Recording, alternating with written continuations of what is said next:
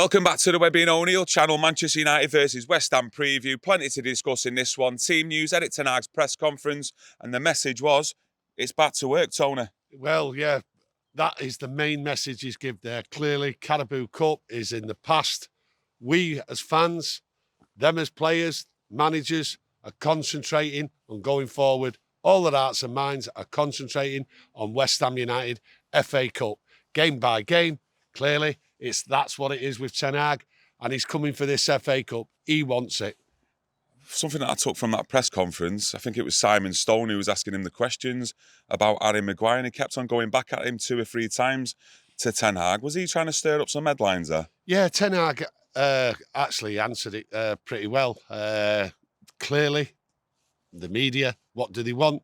They want an headline. They want division. They want to create division, as they always have done, and they want to create an headline after us winning the Cup. But Ten Hag, he just battered him off and basically shut him up, which was great because Maguire is a squad player and he'll come in as and when he's needed.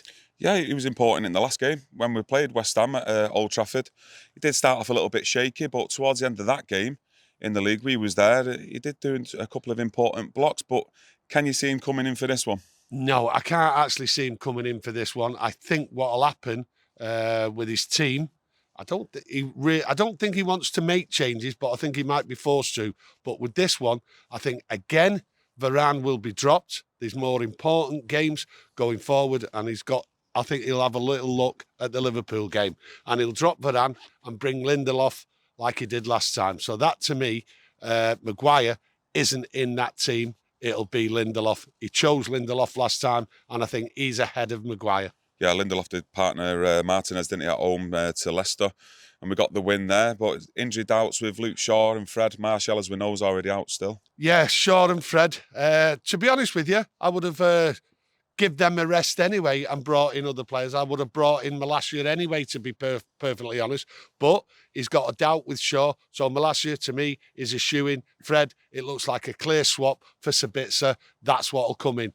Fred did well, cup final, but picked up an injury. They're the 2 doubts. So we will see the team freshed up, which is a good thing, really. Yeah, no, he did emphasise, even with the Carabao Cup win, in the final, that it wasn't just about them 11 players on the field, it's about a squad, and he can trust players to come in as of when is needed. So I think he might freshen it up, you're right, in 1 or 2 places for this one. Yeah, you could see maybe another position, maybe bring on Garnacho to start, I don't know. But he does emphasise that Manchester United is a squad, and he uses and utilises all the players, and any player what's not out has to play well to get back in this team. You're not getting in this team, right, but you will be used as a squad player, and there's plenty of chances for players to come on and improve and impress Ten Hag. Tough master is Ten Hag here. He's getting back to work, and I tell you what, he sets high standards, and these players have to rise to it. Yeah, it won't surprise me at all, and I think a lot of he's out there. If he did start with his strongest squad available to him against West Ham, and I think up top, we're likely to see Anthony out on the right, Rashford left, maybe Bruno in the middle, Weghorst up front. Yeah, it might be that, but like I say, I think he might use Garnacho to go at these, because West Ham, as I see West Ham with David Moyes, they just play a defensive game. That's how they set up and then expand as the game goes on. So I think what he might try and do is have Anthony and Garnacho there to try and open them up, because they will play defensive. We've got a brick wall here, right? And I call them the bricklayers, because they tend to build brick walls every game they start. Yeah, they'll have to build one a lot higher than that one, let me tell you, to keep our strikers out. But in the right back position, I mentioned Aaron Wan-Bissaka for his performance in the cup final. For me personally, I think he deserves to start this game. I think he will start. I think he was absolutely magnificent cup final, and I think as Ten Hag always alludes, you have to impress to stay in the game, and he impressed, and he has impressed over the last few games. Can't take it away from Aaron Wan-Bissaka. What an improvement of a player, and he deserves it. So it'll be great to see him start. It could be potential banana skin, so to speak, though, this game. Coming off a cup final win, it will be hard to get the players' focus back on track. I know we've all seen Erik ten Hag's press conference, and each and every time is always about focus and the mentality. But it still might be still there within certain of the players. Did you not think? I would agree with that going back in time under different managers. But this manager sets the stall out completely different. You know exactly where you are. So I can't see that happening. Manchester United are focused on each game, and Ten Hag gets them focused on each game. I looked at Luke Shaw in an interview, and he was already talking about the West Ham game. I think they're truly up for each game as it comes and focused, which is absolutely fantastic. And I think all the fans really can see the change in the mentality and the strength of the squad. It's just absolutely bang on at the moment. So I could be wrong, but you can see West Ham getting absolutely nothing out of this game, man. I can see West Ham trying to dig in, come back at United. I can see a couple of goals for United, and they might snatch one because they have to come out. David Moyes is under big, big pressure. All the fans want him sacked, right? And just winning at Old Trafford will not placate them fans. They want him sacked. And to be honest with you, win or lose, Moyes is under big pressure. And I think he'll set a stall out to defend and then come at United. United could be susceptible to a counter-attack. West Ham, Old Trafford, 1-0 win last time. Rashford, 100th goal in that game. But they came at us in the last 15, 20 minutes. So I expect that type of game where they will come at us in a few moments in the game. But he will not sit back completely. Yeah, no, we was touching on the defence earlier on. I don't mind Lindelof coming in and slotting in alongside Martinez for this one, because unlike the Leicester game where I thought we was all over the place defensively in that first half or at first of 25 minutes, we've got Casemiro back for this one in the centre, and we just know how vital that man is to this Manchester United team. So we'll have that protection in front of the back four, so I think we'll be a lot more solid and compact. So yeah, it's a tough one. Are you going with a score prediction for this? I'm going 2-1 me. Tough game. I look at the last game, and it was a tough game, only because of their defensive, the way they set up.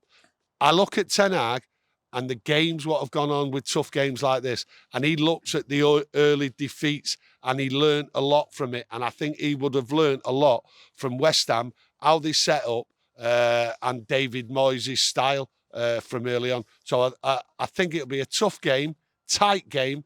It was a tough game when we played them at Old Trafford. If you look at all the stats, even after the game, it was a tight game. I think they had more shots than us on target, and I know we had a couple of changes in that one. But at the end of the day, it was a tough game, and they could have snatched a couple of late goals at Old Trafford earlier on in the season. Yeah, they could have, but it was the late surge by him, and I expect the same again. And in that game, the stats told you David De Gea pulled off world-class saves, and that was towards the end of the game.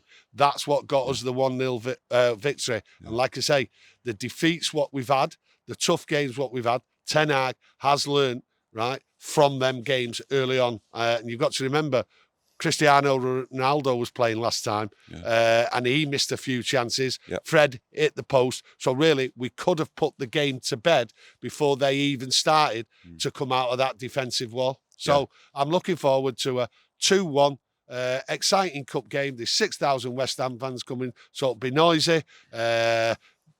What can I say about them? West Ham, you know, who do they think they are? I tell you what. What do you think that they're looking forward to this season? Are they just hoping just to stay up? Did they actually expect a cup run? Did they want to get to the final or what? Because I can't think of how soul-destroying it would be to be supporting a club like that when you've just got nothing to look forward to season after season. Listen, I listen to West Ham fans quite a lot. They're my favourite subject, to be honest with you. And the hypocrites, they absolutely slaughter and slag Manchester United down as a club, as a fan base and everything like that. But do you know something? They're hypocrites because what they want is what we've got. And they always talk about little old West Ham. No. That is way beyond it. They're hypocrites. They want everything we've got, and it's killing them. And it's great to see, to be honest with you, right? Because they actually just believe we're West Ham who play football. You don't play football. You're under David Moyes, right? And you build brick walls. That's all. That's all you do, right? You're going nowhere. You're getting rid of your manager, and you could even go down. And that's the state of West Ham. It's always Manchester United's fault. Well, it is. It's always Manchester United's fault with West Ham. The ball goes out down the sideline. No, it doesn't. It's Manchester United. We have our own rules, and that's what annoys West Ham fans. We do as we want, as we say. Yeah. But yeah, I think we'll wrap it up there. Give us a score prediction. 2-1, and I think Rashford will score, and I actually think Bruno will score because he needs a goal. He does need a goal. Yeah. His shots have been wide. His shots have been at goalkeepers. He's actually had many chances, and he's not put them away. So against West Ham, I'm hoping that he puts one in, and that'll boost his confidence for scoring more goals because we do need players now to chip in with the goals. Yeah, he has chipped in recently with some assists, but I totally agreed. The team as a collective need to start chipping in with goals as well to help Rashford out. But yeah, let us know your thoughts on today's video, the game as well, your score predictions, your team lineup. Obviously, we're a little bit... Do we agree on a team lineup? I think we do, actually, to be honest with you, in the forward areas, especially at the back. So let us know your thoughts on it. And yeah, we're going to be back straight after the game with my dad Tony's match reaction and Webby as well. So get your notifications turned on and join us if you like for them too. And don't forget, it's an early kickoff. What? 1945. Is it? All right, I thought you... All right, okay. You had me there, you know. Well, it's not hard to take me, but you know. No, not awake. No, I had a 12-hour sleep as well yesterday. I don't think it's done me any good, to be honest. But yeah, wrap it up there. Enjoy the rest of your day and see you tomorrow. Thank you. Cheers.